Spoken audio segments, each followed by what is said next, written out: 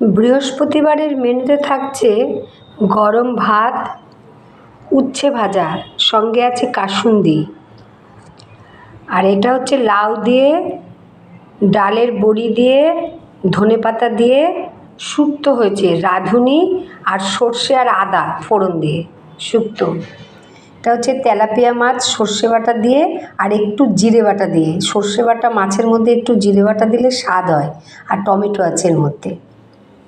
আর এটা আছে বাটা মাছ, ডাঁটা, আলু, কালো জিরে আর কাঁচা লঙ্কা, যেগুলো পাকা লঙ্কা ওই বেটে এটা রান্না হয়েছে। ঝোল, এটা একটু পাতলা ঝোল। আমরা কিন্তু বাটা মশলাই খাই, আমরা গুঁড়ো মশলা খাই না। আর এটা হচ্ছে আমের চাটনি, কালকে করেছিলাম, কালকে খেয়েছি, আজকে হয়ে যাবে, আবার কালকে অন্য। আর এখানে আছে পাঁপড় ভাজা। আজকে এটুকুই। সবাই ভালো থেকো, সুস্থ থেকো, আমার পাশে থেকো।